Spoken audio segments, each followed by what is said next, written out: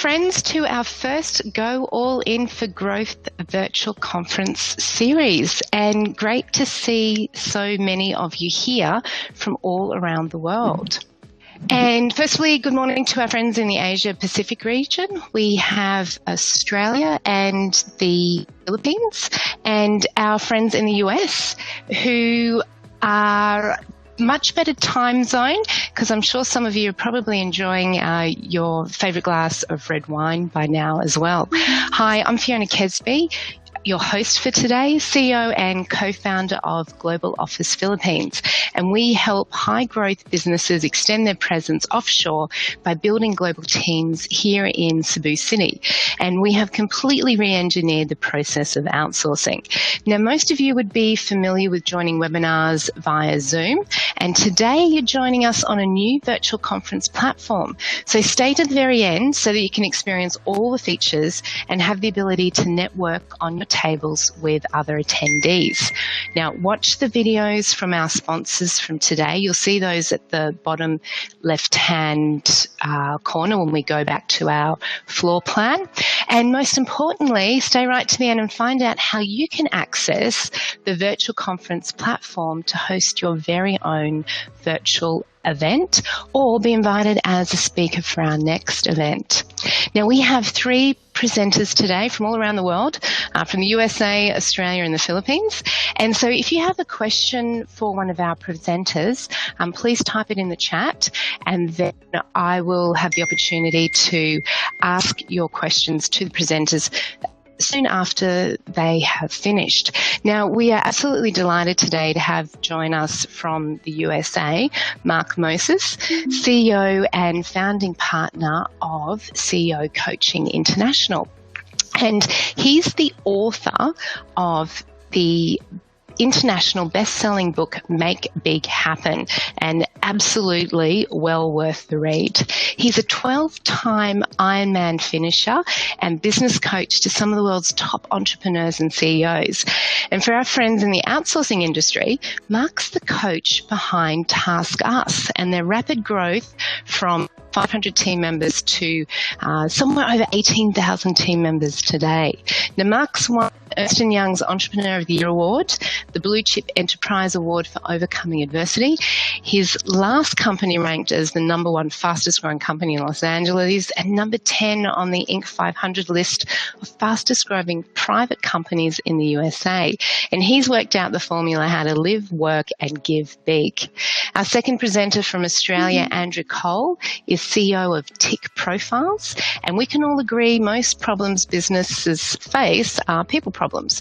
So understanding what makes your people tick can help you with that.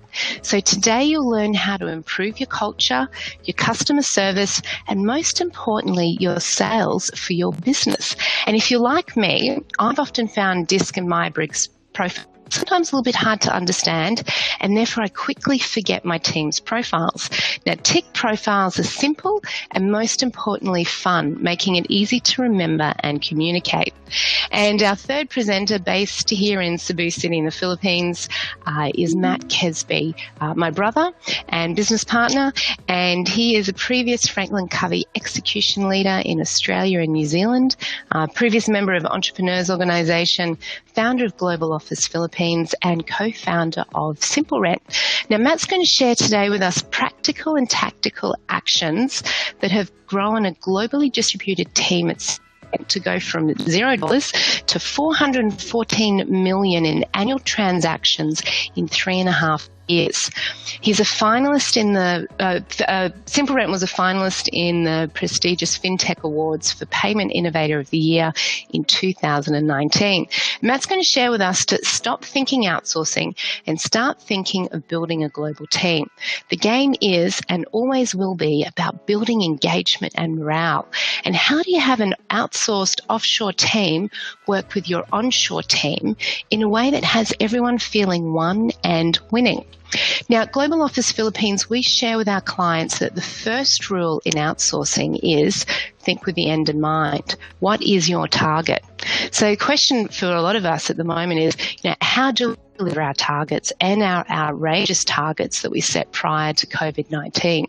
It's certainly been a challenging time for most businesses.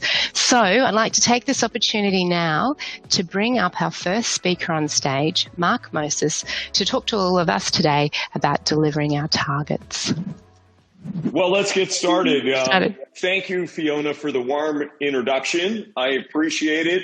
It's great to be with all of you from around the world, and especially having many friends in Australia. It's good to be with you too.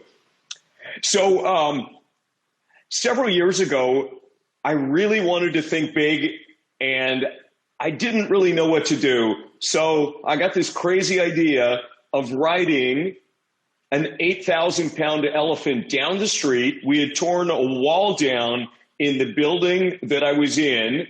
I rode the elephant into the building and delivered our annual message to the company. And the message was, if we think big and act big, despite what's going on in our environment, we will be big. Let's grow to $1 billion. Sounded like a crazy goal, but 8 years later, we hit $1 billion, and 9 years later, we hit $1.6 billion before selling the company. So as Fiona mentioned, I wrote this book called Make Big Happen, and it's really about 4 questions. What do you want? What do you have to do to get what you want? What could get in the way? And how do you hold yourself accountable? So I'd like to share 4 additional points that the companies that really make big happen do. Number 1 is they think big. And I mean really big. For example, Fiona just brought up the young guys from TaskUs. I met these guys 6 years ago when they were $5 million in revenue. 4 years later, we were $250 million in revenue and sold the business to Blackstone for over $500 million. And there's a little press release put out by Blackstone. Grasshopper was another client of mine. They were also young guys. I started working with them when they were 27. We sold the business 6 years later when the founders were 33 years old for $172 million to Citrix. These guys were also thinking big in terms of they wanted to capture 1 million customers. And by the time we got to 100,000 is when we sold. This guy owns. We met way back when. He had about 100 of them. And over a 39-month period, we grew the business from $80 million to $330 million and grew profit from minus $8.5 million to $29 million in profit and sold the business for just under $200 million the first time. Then we sold it again for over $500 million the next time. Today, he still owns 20% of the company and the business is $1.7 billion. This guy here, I met him when he was doing $3 billion in assets under management. I was pushing him to think big. I said, what's your goal? He said $5 billion. I said, that's not even 2x. How about adding 0 to that $5 billion? Why don't we make it $50 billion? Well, we're now into about $25 billion, and we've just upped the goal to $100 billion.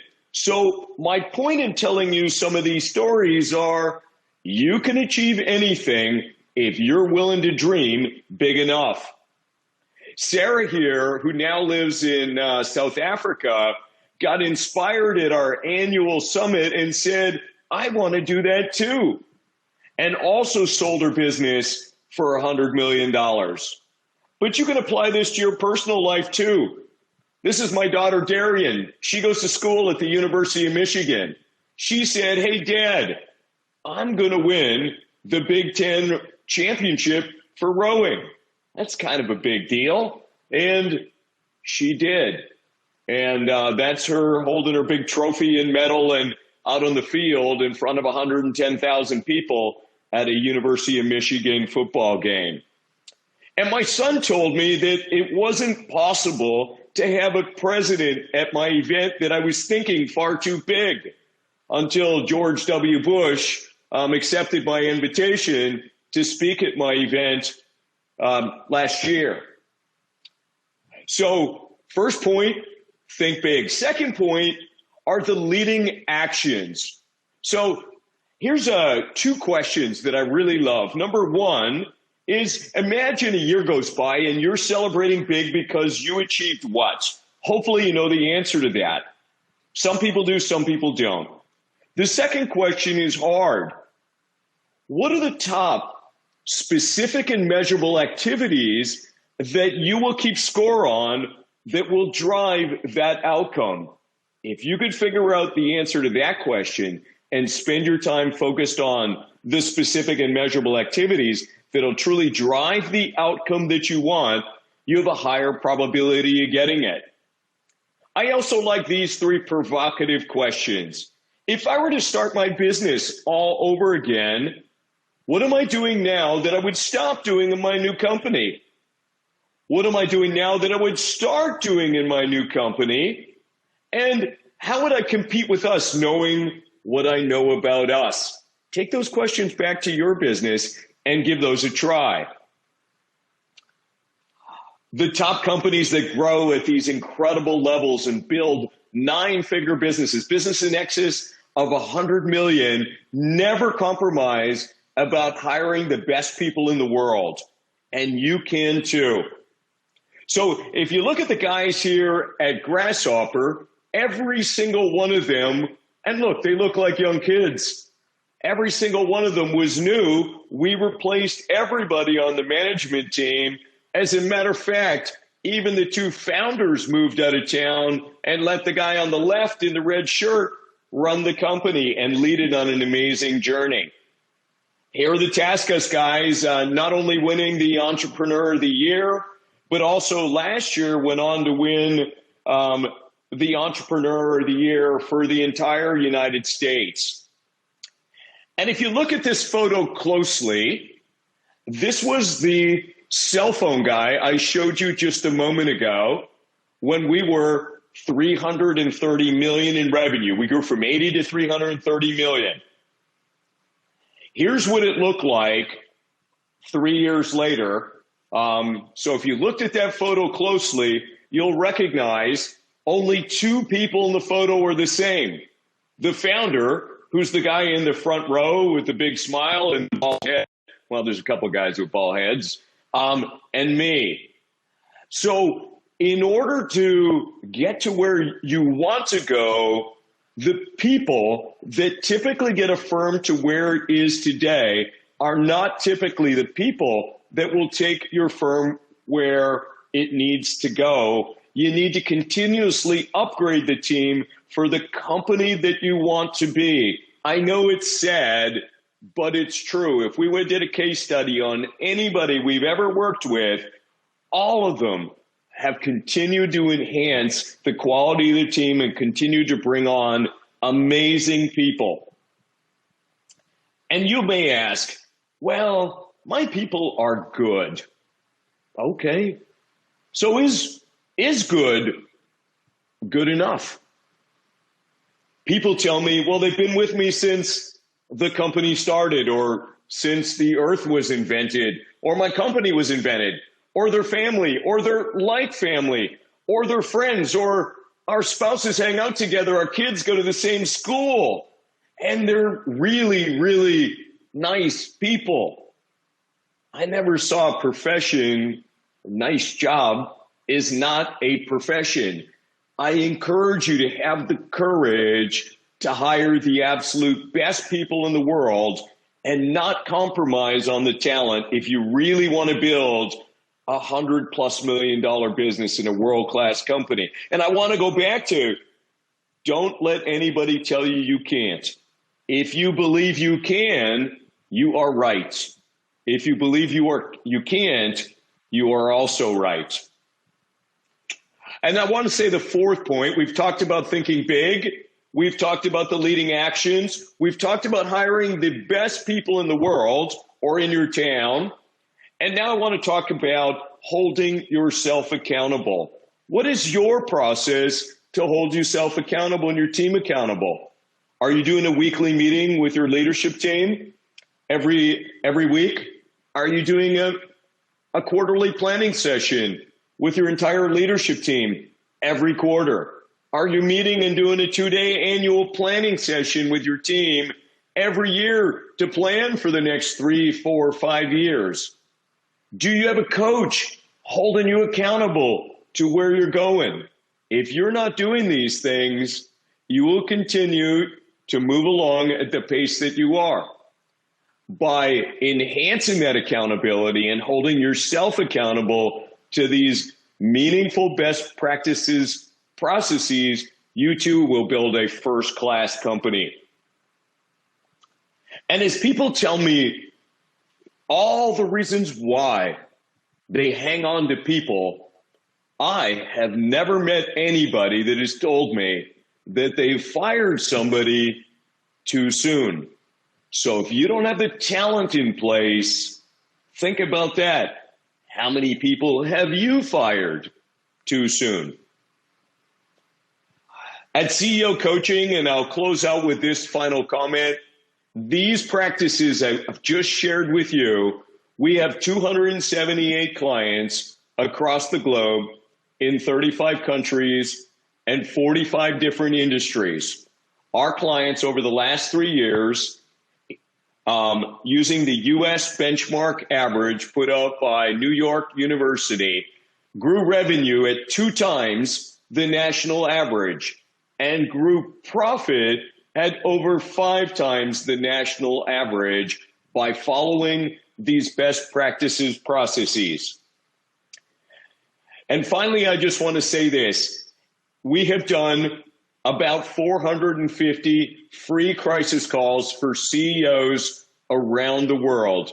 If you don't have a coach and you need somebody to talk to, and you're the CEO of a business that's doing 5 million or more in revenue and want to talk with us, we would be happy to do a free coaching call with you as our way of giving back during this coronavirus crisis. Hi, Andrew. I'm going to welcome up on stage. I'm going to switch my camera and microphone off, and over to you. There we go. Thanks, Fiona. And I'd just like to start by taking everybody back about 30 years when I got my very first job, and it was with a company that you might all know, which is Nestle, and I was a sales rep. Back then, I was more competitive, probably not quite as. I can listening to some of his stories. However, I had a boss then, and what he did, he had a sign strictly up behind where he sat. Now there's lots of memes on the internet, and his sign says just what you see on the slide here. Winners do the things the others do, and it had a little set of fingers. Okay, so if you look at that, I said to Wayne, being more competitive, I said, Wayne, I like your sign, tell me a bit more about it. He said, Andrew, that's the secret to everything. And I thought, this is great. I've got my first real boss, good company. I'm about to find the secret to everything. I said, tell me a bit more. He said, it is the secret, but you've got to work the detail out for yourself. And at that very moment, I felt like hitting him because I thought he's not going to tell me. However, the older and wiser I get, the more I realise that he's right on both counts. Firstly, it is the little things that do make the difference between winning and losing. If it's winning a quote at work, if it's winning a sports game, there's a fraction of a second, one golf putt, one final second shot. Okay. And the same, with business, and it's those little things that differentiate us. And to me, that's really important. The second part that he said was, as for the detail, you've got to work that out for yourself. What he actually meant was it's those little things between you and your customers. I was in a sales role, and you have to develop your own relationships. So therefore, what I did for customer one was slightly different, and I needed to do those little things for him or her and then the next customer and the next customer. So it wasn't that he wasn't willing to tell me. It was really the fact that I had to work that out for myself. Because if you have a look at it, I suppose the business that we're all in is the people business. Doesn't matter what you really stand for or the industries that you're in. So what I want to talk about today is Des Hunt's books that were written in the 1980s, or this one was his first one, which is What Makes People Tick. Okay, he wrote a second book that's called How to Sell the Way Your Customer Buys.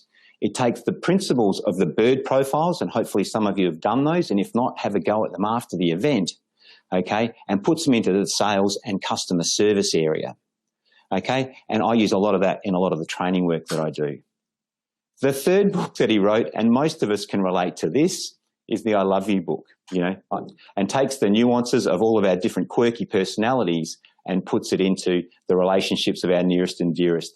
And I know it's the book that's probably sold the least, but I know talking to Des, it's the one that has given, you know, gave him the most pleasure over the years because it's helped save marriages and help relationships between, you know, families, you know, etc. So a quick background just on Des. Des was born in 1940, started life as a carpenter, was married and had 2 daughters by the age of 21. So they grew up, and by the time he was in his mid-30s and they were leaving school, okay, that's when he had his midlife crisis that some of us probably have as well. Anyway, so what Des did, he decided he liked people more than he liked building. He went back to university and he studied business, he studied psychology, and he started writing, training, speaking, you know, and again, putting together his model of the bird profiles. Okay, and so he did that for the last 30 or 40 years of his professional life. Here's a photo of Des and myself, and it's pretty special to me, this one, because it was the last photo that we took. Des was 75 about 5 years ago when his body gave up and passed away, and he was definitely a fatherly figure from my perspective. But again, you know, his bird profiles need to live on, and again, we did a deal along the way.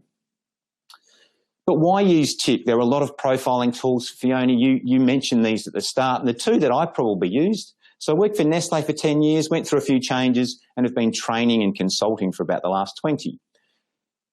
I have used DISC, I have used Myers-Briggs, and the words that are involved in those, and if you think of things like sensors and intuitors, they're not necessarily the words that we use the whole time.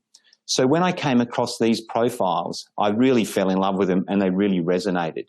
The visual aspect of the birds really, really makes it simple. And if we just do the theory, it literally takes a minute. So if you have a look, we've got the peacock. And if you think of peacock, showy, look at me, loud, there you go, you've got your descriptor. The dove, the bird of peace, doesn't like conflict, likes to fit in, likes everybody in peace and harmony. The eagle, the strong, assertive, aggressive, wants control. And the owl, the slower, the analyzer, again, likes to get things right. The beauty of the visual aspect of the birds is really, really important when it comes to utilising them in the real world. And so you don't have to worry about all the, I suppose, the letters and what your team's profiles are. Again, the visualness I've found over the years fits with lots of industries. So how do we use it? I often use Tick and using the analogy as a tunnel or a conduit. And so therefore we do profiles, we understand ourselves, and then we go through the tunnel out the other end, depending on the topics that you're talking about. And so for me, if you have a look at it, we've got teams. You can look at your teams, and I'll show you a little bit of work in how we work with those and some of the resources that we've got. I work a lot with young leaders, and it's about you understanding yourself, your own leadership style. Sales, and sales is important. I have a business where I do a lot of flying around Australia, getting groups together. So that model worked really well for a long period of time, but hasn't worked so well in the last 3 months. You know, so again, sales is crucial and probably really important at the moment. Hey, there's customer service stuff, conflict resolution, and one that's hit home with me recently, we do have a profile that helps people understand themselves. It's really aimed at the youth and the job market. So we call it Job Fit, helps with career choice. Add that to our workbook and a whole lot of exercises that people do, and again, it can be really valuable. I've got 2 teenage daughters, one who's 16 and in her second last year of school, and one who's 19, and they've both had very average career advice. So again, some of our resources help in that space. Hey, if I just delve into one of the books and I look at the Sell book, the How to Sell, it's a sales book written for salespeople. Hey, all the books are on Amazon if you're into ebooks as well. Again, you can buy them through us and through our website. But this is a sales book that is written for salespeople. Des is a very strong Eagle Peacock, but he's also a good salesman. That made him not a terribly good reader. Hey, this was written for exactly that market. Less than 100 pages, and in fact, when I use it, I express it right down to a chapter 11 that gets right into the words of the people, how to open, how to close, right down, to the real basics of selling. And that's the beauty of the language that Des Hunt, used in his writing.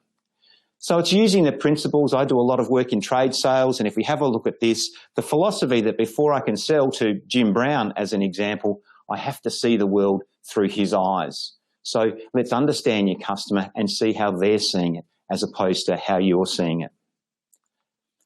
Just a little an aside, just having a look at the questionnaire, and some of you have done it, I've seen, and I think you should have had an email, and if you haven't got one, there's a click, I know, in the sponsors area, to make contact and get some samples for you and some of your key staff. But I mean, the questionnaire, through the first 10 years of testing, we're up to the 64th version of it. So there's a whole lot of rigor behind it. It is fun, and it comes up with some simple analogies, but there's a whole lot of rigor that goes behind it. And when I'm working with people, we're a bit more complex than boxing 7 billion people into 16 boxes. But I will often say, when reading the descriptors, you should be getting 75% or above of the descriptive words based around you. The stats are actually higher than that, but when I'm training, I'll say, 3 out of 4. And I'm going to say I've only had a half a dozen people over, 15 or nearly 20 years of doing this that haven't had that.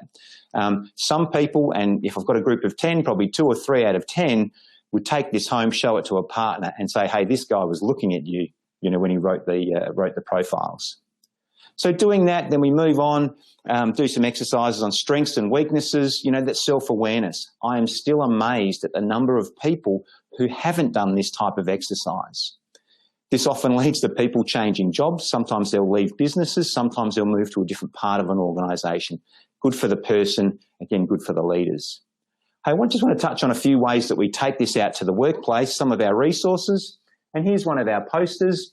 An exercise, if you have a look at that, there's a whole lot of small post-it stamps where we've got people who have done the profile, done an exercise, and then this poster will end up back in your workplace.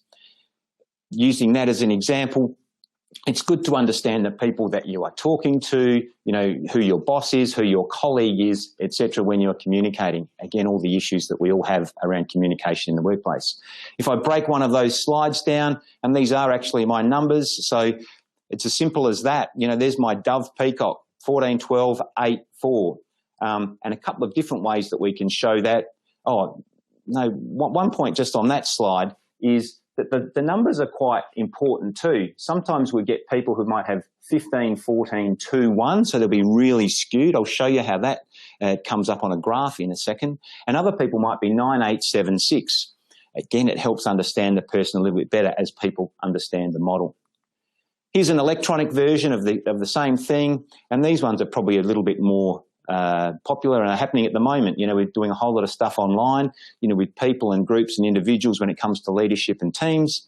And again, ways that you can understand, with the people's names, in the current environment. Other things that we've done, if we have a look at this, you can start having your profiles on workstations. There's one example of that.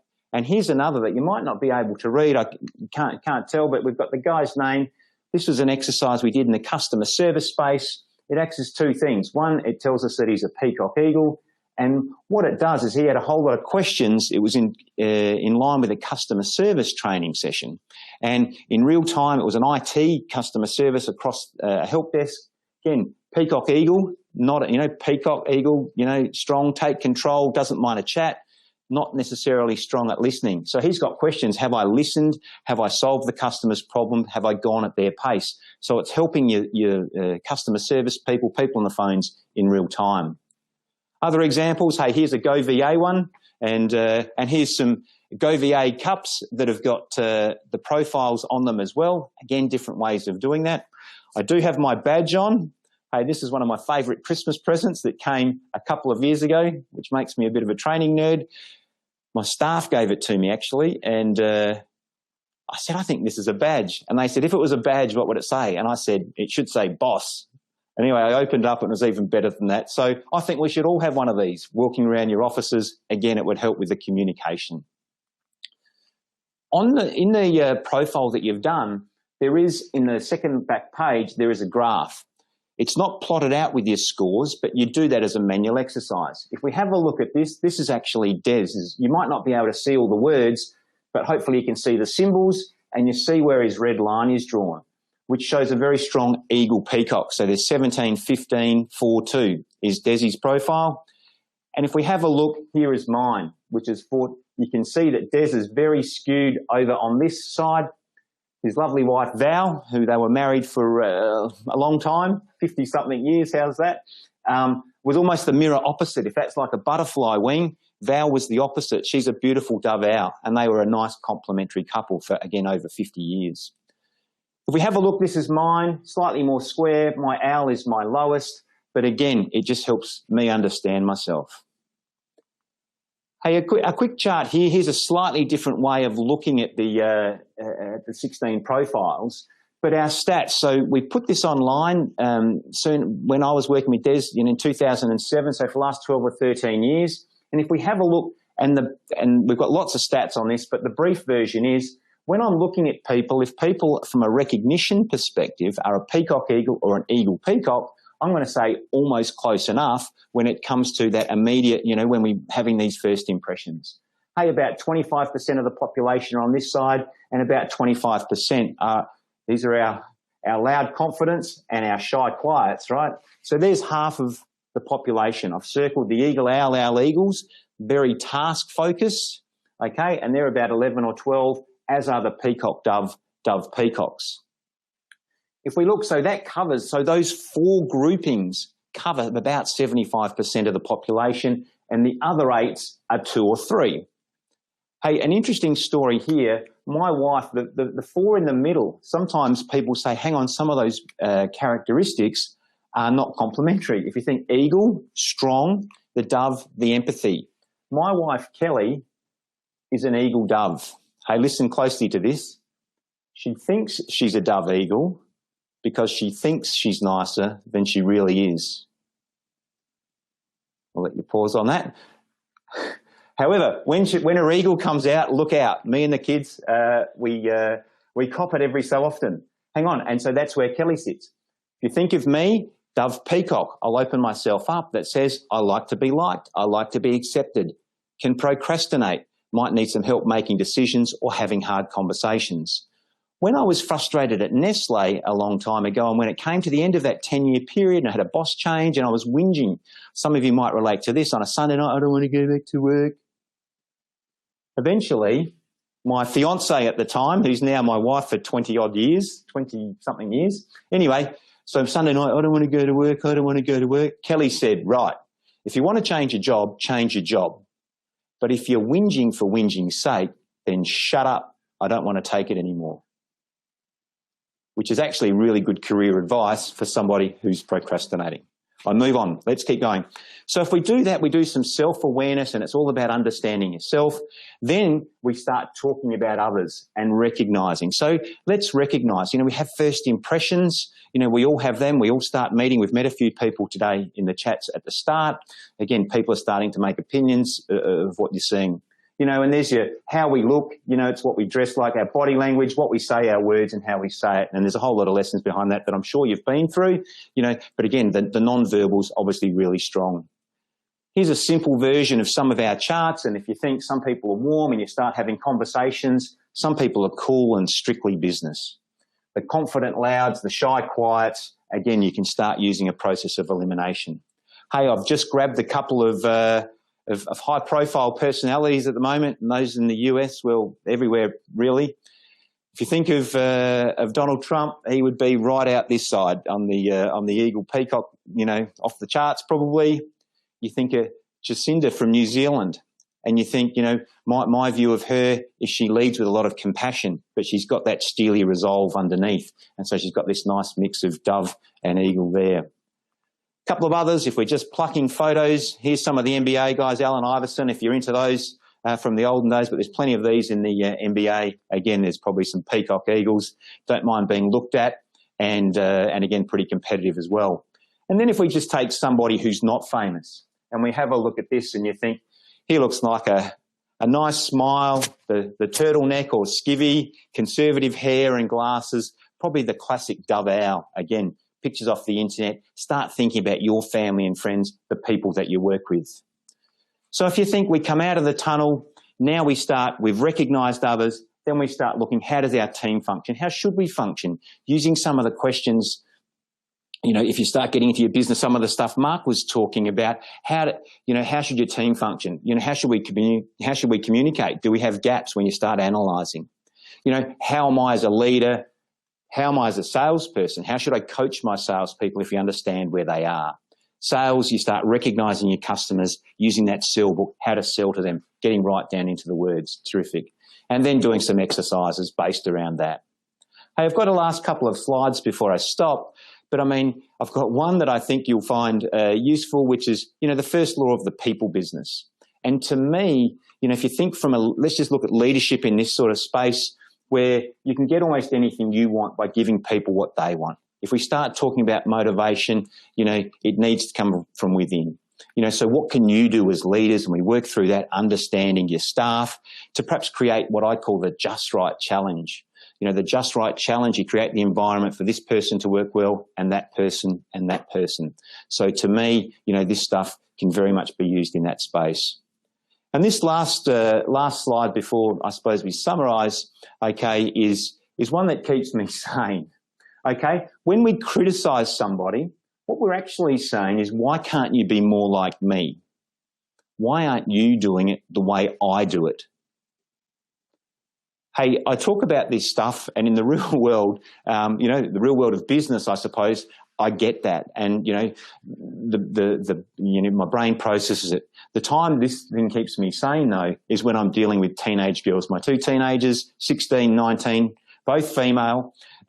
So if you have a look at it, the answer to this question, why can't you be more like me, is because they're them, Andrew. But in real time, I sometimes find that difficult to process. So again, when we're criticising somebody, just be aware of why you're doing it and perhaps the reasons why. So I might stop there and go back to Fiona, but very happy to chat to anybody after. Take any questions now, on what this looks like, etc.